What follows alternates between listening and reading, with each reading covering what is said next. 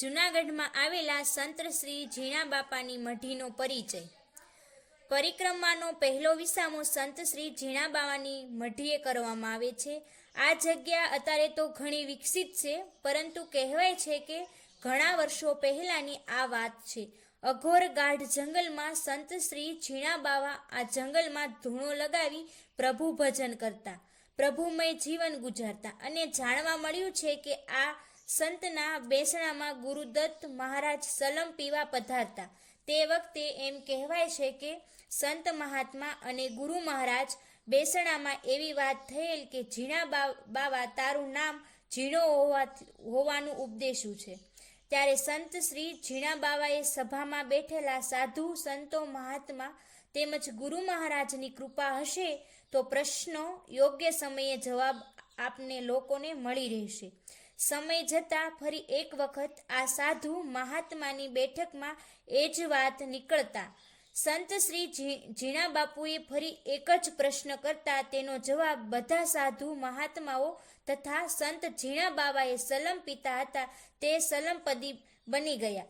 પછી ખાલી કરી બધાની વચ્ચે બેઠેલા એક સાધુ મહાત્મા હાથમાં સોંપીને જણાવે કે આ સલમ અંદરથી આપ સાધુ સંતો અને ગુરુજનો મહારાજની કૃપાથી સાંગો પાંગો અંદર પ્રવેશી બહાર નીકળતો ખરેખર ઝીણો છે એવી આપ સર્વને થશે કે કહેવાય છે કે સંત શ્રી ઝીણા બાપુ સાધુ સંતો ગુરુ મહારાજની આશીર્વાદથી સલમ અંદર સાંગો પાંગો બહાર નીકળી ગયો. તે સલમ હાથમાં પણ ઝીણા બાવાની મઢીના મહંત શ્રી બલરામપુરી ગુરુ રતનપુરી પાસે કહેવાય છે કે આ પરીક્ષા વખતે ગુરુદત્ત મહારાજ પોતે જ પધારેલા સંત ભક્તિ પ્રભુમય જીવન ઉપર પ્રસન્ન થઈને ઝીણા બાવાને સાક્ષાત દર્શન આપેલ અને પોતાની ઈચ્છા પ્રમાણે યોગ્ય વરદાન માંગવાનું કહેલ.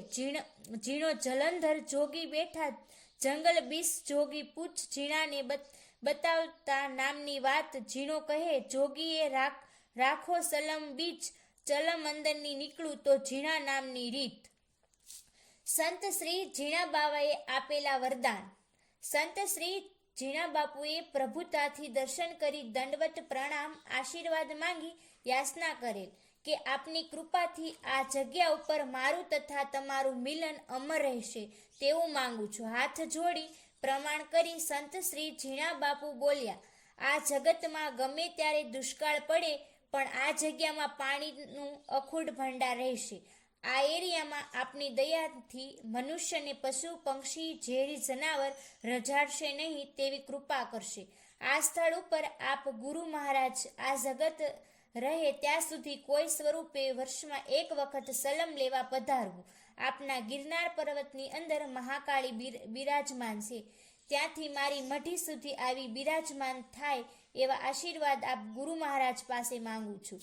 સંત શ્રી ઝીણા બાપુએ વરદાન માંગેલ તે આપી તથાસ્તુ કરી ગુરુદત્ત અદ્રશ્ય થયા. ત્યારે પછી આજ સુધી ઝીણા બાપાની મઢી પાણી અખૂટ ભંડાર રહે છે, ક્યારેક પણ ઓછાપો આવતો નથી. હજુ પણ આ એરિયામાં અત્યારે તથા જંગલમાં રહેનાર પશુ પક્ષી કે જનાવર ગુરુ મહારાજની કૃપાથી રજાડતા નથી. હાલમાં પણ જો હૃદયની સાચી ભાવના અને શ્રદ્ધાથી પરિક્રમા અથવા કોઈ પણ ટાઈમે આવતો તો ભાવના પ્રમાણે હજુ પણ આપની કોઈ પણ સ્વરૂપે દર્શન ગુરુ મહારાજના થાય તેને વડલાવાળી માતાજી તે ઝીણા બાપુએ માતાજીના આરાધનાની પ્રાર્થનાથી તેમની મઢી 200 કદમ આગળ હાલ પણ માતાજી મહાકાળી બિરાજે છે તે વડલાવાળી નામના ઓળખાય છે. શ્રી ઝીણા બાવાની સમાધિ તથા ધૂણાના દર્શન કરવાનો લાભ મળે છે. અબ નહીં જાવું ધુરા ધ્યાન રવિરામ ગુરુ મંત્ર પ્રતાપે લખી આપેલ પરવાન. તમને જો આ વિડીયો